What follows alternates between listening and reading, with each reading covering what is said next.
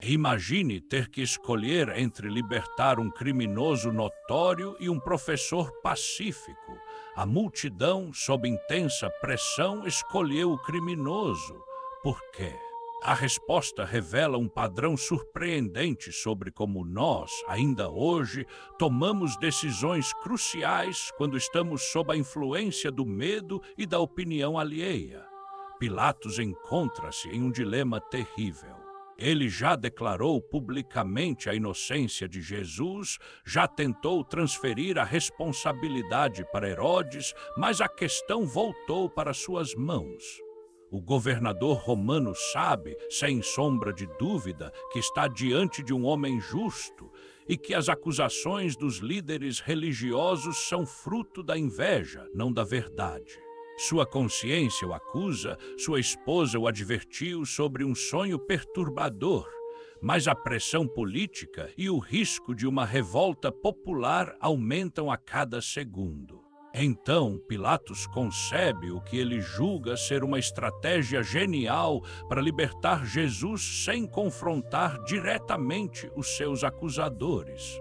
Era um costume da Páscoa conceder anistia a um prisioneiro escolhido pelo povo. Pilatos raciocina: se eu apresentar a escolha entre Jesus, um pregador da paz, e Barrabás, um revolucionário conhecido, condenado por sedição e assassinato, a escolha será óbvia. O povo certamente clamará pela liberdade de Jesus. Uma amarga ironia aguardava a lógica do governador. Esta cena nos confronta com uma questão profundamente atual. Como formamos nossos julgamentos? Baseamo-nos na verdade objetiva ou somos arrastados pela maré da opinião pública? Quantas vezes em nossas vidas condenamos o inocente em pensamento ou palavra simplesmente porque todos ao nosso redor estão fazendo o mesmo? A nossa fé nos convida a ter a coragem de defender a verdade, mesmo que isso signifique ficar sozinho contra a multidão. O que Pilatos não percebeu foi que a multidão já não pensava por si mesma. Enquanto ele planejava sua estratégia, os sumos sacerdotes e anciãos circulavam entre o povo, instigando o ódio, distorcendo os ensinamentos de Jesus e pintando seus atos de amor como ameaças políticas. A propaganda já havia envenenado os corações que dias antes aclamavam Jesus em sua entrada em Jerusalém. Pilatos sobe à tribuna e apresenta a escolha: a quem quereis que vos solte? Barrabás ou Jesus, chamado Cristo? Um breve silêncio é rompido por algumas vozes, que logo se transformam em um coro e depois em um rugido ensurdecedor que ecoa pela praça. E Barrabás, Barrabás, Barrabás! A decisão estava selada. O povo escolheu libertar o assassino para condenar o inocente. Esta não foi apenas uma decisão histórica. Foi um espelho da condição humana decaída. O nome Barrabás carrega um significado simbólico extraordinário. Em aramaico, Barabas significa literalmente filho do pai. Que paradoxo profundo! O verdadeiro filho do pai é condenado para que um filho do pai rebelde seja libertado. Mas é aqui que reside o núcleo do mistério da redenção. Barrabás representa cada um de nós. Todos nós, marcados pela rebelião do pecado, merecíamos a condenação. Todos nós estávamos destinados à morte por nossas transgressões. Jesus toma o lugar de Barrabás, assim como toma o nosso lugar. Esta é a expiação vicária, o coração da fé cristã. O inocente morre no lugar dos culpados. E quando você olha para Barrabás saindo livre enquanto Jesus é arrastado para a crucificação, você está vendo a sua própria história de salvação. Você é Barrabás, eu sou Barrabás. Todos nós somos Barrabás. Merecíamos a morte, mas fomos libertados porque alguém morreu em nosso lugar. Essa verdade deveria nos impactar profundamente e transformar nossa maneira de viver. Se Jesus morreu por mim em meu lugar, como posso continuar vivendo como se isso fosse irrelevante? Se ele carregou minha condenação, como posso me recusar a carregar os pequenos fardos diários? A libertação de Barrabás nos ensina que a salvação não é conquistada por mérito, mas recebida como um dom imerecido, fruto do sacrifício de Cristo. Nossa resposta só pode ser uma gratidão que se manifesta em uma vida de amor e obediência. Percebendo que sua estratégia de anistia falhou miseravelmente, Pilatos tenta um último recurso para despertar a compaixão da multidão. Ele ordena que Jesus seja flagelado, acreditando que a visão de um homem brutalmente torturado saciaria a sede de sangue do povo, permitindo que ele o libertasse. Que erro trágico! A crueldade humana, quando não é redimida pela graça, não se acalma com o sofrimento alheio, ela se inflama. A flagelação romana era uma forma de tortura de uma brutalidade indescritível. O flagrum, o chicote utilizado, possuía tiras de couro com pedaços de osso e metal nas pontas, projetados para rasgar a pele e a carne a cada golpe, expondo músculos e até ossos. Estudos sobre o sudário de Turim indicam que Jesus sofreu uma flagelação excepcionalmente severa, que por si só seria fatal para a maioria das pessoas. Por que tanto sofrimento? Porque Jesus estava absorvendo em si não apenas a culpa legal de nossos pecados, mas a dor e a punição que eles mereciam. O profeta Isaías previu isso 700 anos antes. Ele foi ferido por nossas transgressões, esmagado por nossas iniquidades.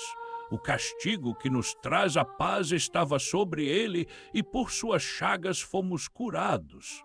Cada golpe que rasgava a carne de Jesus estava, de fato, curando as feridas de nossas almas. Nesse momento, Cristo recebe seu batismo de sangue, o sangue que tem o poder de purificar toda mancha e curar toda enfermidade espiritual. Após a flagelação, a zombaria dos soldados atinge seu ápice. Eles vestem Jesus com um manto púrpura, zombando de sua realeza. Trançam uma coroa de espinhos afiados e a cravam em sua cabeça, abrindo novas feridas. Colocam uma cana em sua mão como um cetro e se ajoelham em falsa adoração, cuspindo e batendo em seu rosto. É nesse estado que Pilatos apresenta Jesus novamente à multidão. Desfigurado, ensanguentado, quase irreconhecível. Com palavras que ecoariam pela eternidade, ele declara: Ex homo, eis o homem. O governador esperava que a visão daquela figura destroçada finalmente movesse o povo à piedade. Ele subestimou a dureza de um coração que rejeita a Deus. Em vez de compaixão, o que explode da multidão é um grito ainda mais uníssono e aterrorizante: Crucifica-o! Crucifica-o! Não há um traço de misericórdia. A visão do sangue apenas intensificou o ódio. Este momento revela a assustadora profundidade da depravação humana quando nos afastamos da fonte de todo o bem. Mas a frase ex homo tem um significado que transcende a intenção de Pilatos. Sim, aquele homem torturado e coroado de espinhos é de fato o homem, o novo Adão, que veio para restaurar o que o primeiro Adão destruiu com sua desobediência. Enquanto a multidão grita por sua morte, nós somos convidados a olhar para ele em adoração, reconhecendo naquelas feridas a beleza suprema do amor sacrificial de Deus. Vendo que nada funcionava, os líderes religiosos finalmente revelam a Pilatos a verdadeira natureza da acusação. Eles gritam: nós temos uma lei e, segundo essa lei, ele deve morrer porque se fez filho de Deus. Agora a verdade está exposta. Não se tratava de política ou impostos. A acusação central, a blasfêmia intolerável para eles, era a reivindicação de divindade de Jesus. Ao ouvir as palavras Filho de Deus, o semblante de Pilatos muda. Este romano cético e pragmático é subitamente tomado por um medo supersticioso. As mitologias de seu povo estavam repletas de deuses que assumiam forma humana. E se aquele homem fosse realmente divino, Pilatos leva Jesus para dentro novamente e com um novo temor pergunta: de onde és tu? Jesus permanece em silêncio, não por falta de resposta, mas porque Pilatos já teve sua chance de ouvir a verdade e escolheu ignorá-la. O governador não busca a verdade para segui-la, mas para usá-la em suas manobras políticas.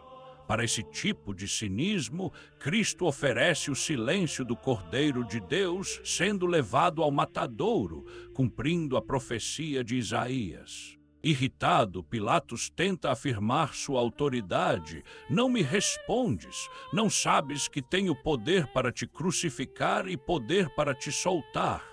Jesus então quebra o silêncio com uma afirmação de soberania divina.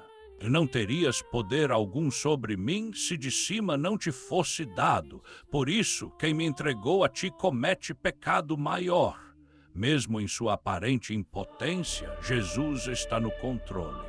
Pilatos é apenas um instrumento no plano divino de redenção. Finalmente, cedendo à pressão, Pilatos encena um último ato para se eximir da culpa. Ele manda trazer uma bacia com água e, diante de todos, lava as mãos, declarando: estou inocente do sangue deste justo, a responsabilidade é vossa. Mas nenhum ritual pode limpar uma consciência manchada pela covardia. Por séculos, o nome de Pôncio Pilatos é recitado no credo, eternamente ligado a essa injustiça. Suas mãos lavadas nos lembram de todas as vezes que sabemos o que é certo, mas escolhemos a conveniência para evitar conflitos. A multidão, cega pelo ódio, responde com uma frase terrível: o seu sangue caia sobre nós e sobre nossos filhos. Uma maldição autoimposta. Mas aqui está a beleza da misericórdia de Deus. O sangue que eles invocaram como condenação, Cristo transformou em fonte de salvação para todos que creem. Muitos naquela multidão ou seus descendentes viriam a ser salvos por esse mesmo sangue, como Nicodemos, José de Arimateia e mais tarde Saulo de Tarso. Essa é a esperança que nos sustenta. Não importa o quão longe você tenha ido ou quantas vezes tenha escolhido Barrabás em vez de Cristo. O sangue de Jesus, derramado em sua paixão, tem poder para lavar toda culpa, curar toda ferida e restaurar toda vida. Que este sangue precioso caia sobre você, não como maldição, mas como uma bênção de vida eterna.